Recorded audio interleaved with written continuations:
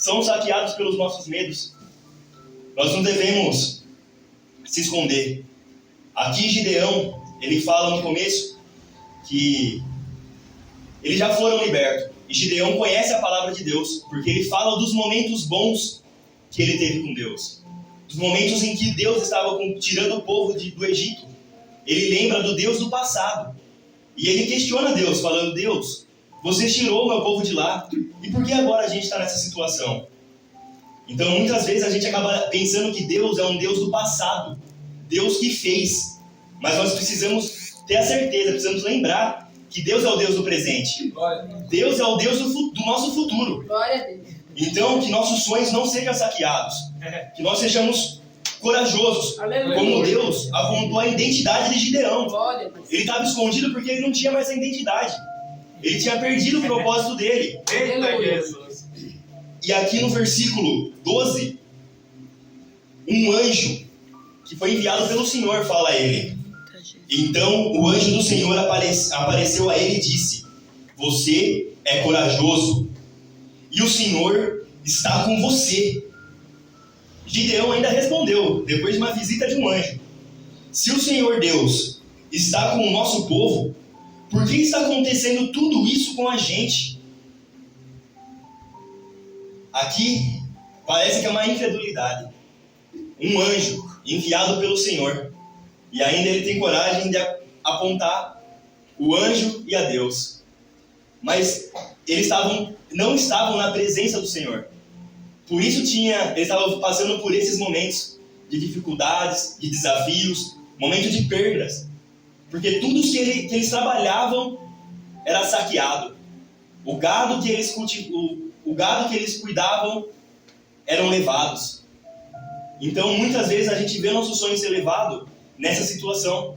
Quando a gente se afasta do Senhor, a gente deixa de ter a nossa própria identidade, a nossa identidade com Deus. Porque na Bíblia está escrito: nós com Deus somos vencedores. Somos a imagem e semelhança dele. E se o Pai fez tudo isso por nós, está na nossa mão. Mas desde que nós caminhamos com ele. E mais para frente, nessa mesma passagem, Deus, ele mostra, né? Ele convoca, ele fala para Gideão que ele entregará as terras na mão dele. Que ele será a imagem de Deus nessa batalha.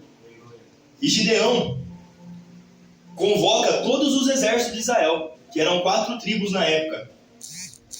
E ali fala, né, em Juízes 7, lá no versículo 3, mostra a quantidade de pessoas que tinha lá. Eu vou ler essa passagem.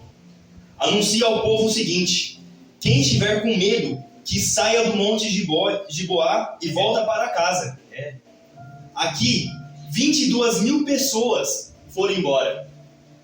Mas se a gente parar para entender, na lógica humana, era impossível essa guerra ser vencida. Porque quando Deus fala que tinha muita gente ali, eles iam lutar contra 150.000 homens. Eles estavam em 32. E quando ele falou isso, 22.000 foram embora. E depois ainda Deus fala ainda que é muita gente. E procurou em outro desafio a eles, né?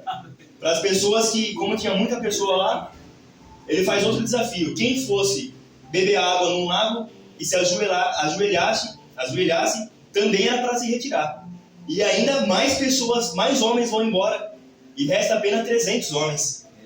Então, se a gente parar para pensar na nossa lógica, que Deus, cara, eu estou com um desafio, Deus, que é impossível.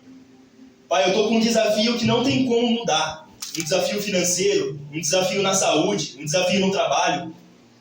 Só que se a gente trabalhar pela nossa lógica humana, a gente não vai enxergar a grandeza de Deus. Pelo contrário, nós vamos diminuir Deus.